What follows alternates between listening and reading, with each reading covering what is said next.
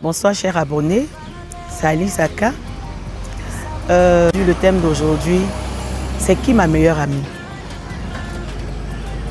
Grand point d'interrogation. Il n'y a pas de meilleure amie. Ça n'existe même plus, les meilleurs amis.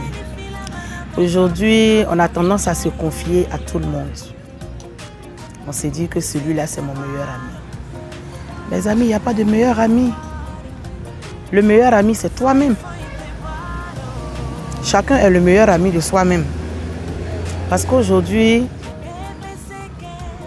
on prend une telle, on dit celle-ci, ça fait un bail qu'on est ensemble, on se connaît. Ma chérie, aujourd'hui, là, voilà mon histoire, voilà mon histoire, voilà mon histoire. Tu lui expliques tout, tu lui dis tout. Tout ce qui se passe dans ta cuisine interne, tu lui parles de ça. Mais c'est pas un placard. Elle n'est pas un placard. Elle n'est pas, je dirais, une barrique qui peut contenir de l'eau. Elle va finir par faire sortir ce qui est votre secret. Quand tu n'as pas pu garder ton secret pour toi-même, que tu l'as partagé avec une amie, dis-toi que ce n'est plus un secret. Dis-toi que ce n'est plus un secret. Je prends le cas d'une jeune fille qui s'est mariée, qui préparait son mariage. Et sa dame de compagnie était sa meilleure amie, avec qui elle a fait l'enfance, elle a tout fait. Et sa dame en question, en tant que meilleure amie, qu'on dit meilleure amie, nous savons tous, hein, on dit tout, on se dit tout. Mais la femme avait une idée derrière la tête. Pendant ce temps, cette dernière était mariée.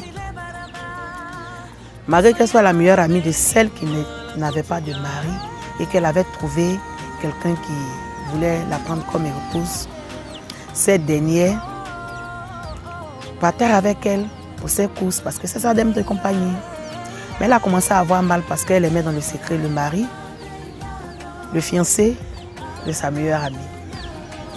Et elle n'a pas pu faire des signes, montrer des signes à la dame pour qu'elle sente quelque chose ou à l'homme pour qu'il sente quelque chose. Et cette dame a gardé son secret pour elle-même. Et elle a pris un numéro anonyme. Ni l'homme, ni la dame ne connaissaient le numéro. Elle emmène un message à madame comme quoi monsieur a rencontré une autre femme, monsieur ne veut plus, voilà, voilà. Elle emmène encore un autre message au monsieur. Monsieur a une autre chérie et qu'il ne va pas prendre votre relation au sérieux. Ça a commencé à mélanger le couple. Mais Dieu qui est Dieu a fait que le couple a pu se maintenir et ils ont pu faire leur mariage. À sa grande surprise, ça n'a pas marché, son premier jeu. Et donc quand le mariage est fini, là ça devenait de plus en plus pire. Cette dernière emmenait encore des messages avec des numéros anonymes. Et quand elle finit ces messages, elle enlève sa puce. Donc on essaie. Et la puce n'était pas enregistrée en son nom. C'était des puces, les puces où on n'enregistre pas, on prend et puis bon. Et donc elle enlève la puce et elle fait son jeu. Et un jour, Dieu qui est Dieu, elle fait qu'elle descendait de la voiture de la dame. Elle a omis son portable. Et quand ceci s'est passé, la dame, elle se sonnait un peu, la dame, mais bon, loin de là, elle s'imaginait beaucoup de choses. Vous savez, nous les femmes, on a notre sixième sens très développé. Et donc, cette dernière prend le téléphone, le téléphone est verrouillé. Donc, vous savez que dans les rues, il y a des gens qui arrivent à déverrouiller sans problème. Et donc, elle fait déverrouiller le portable. Et il s'avérait que les messages qu'elle reçoit depuis des années et ce que son mari reçoit, les mêmes messages se trouvent dans le même téléphone. Ça se trouve dans le même téléphone avec deux différentes puces. Et donc, la dame fait saisir tout ça aussi. Elle garde et elle laisse le téléphone comme elle avait trouvé tout et tout. Bon, c'est le code, hein. Elle n'a pas pu peut-être mettre le code, mais bon. Mais là, quand la dame est revenue prendre son portable, elle a donné le portable de la dame sans problème. Et la semaine qui allait suivre, la dame allait continuer le même jeu. C'est là qu'elle allait prendre la dame la main dans le sac. Donc vous voyez un exemple que je viens de donner. Pourquoi après avoir fini d'échanger avec ton ami, pourquoi qu'elle tourne dos, tu lui fais de grands gestes derrière? Pourquoi? Qu'elle en face de toi, celui-là, il sourit. Mais qu'elle tourne dos, tu la dévisages de façon négative. Parce que tu es jalouse.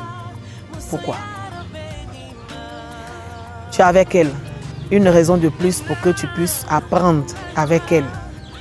Une raison de plus pour que tu lui demandes gentiment, ma soeur, comment tu fais pour atteindre tel objectif parce que je n'arrive pas. Et elle va te dire son secret. Ma soeur, c'est pas facile, il faut faire comme ci, il faut faire comme ça.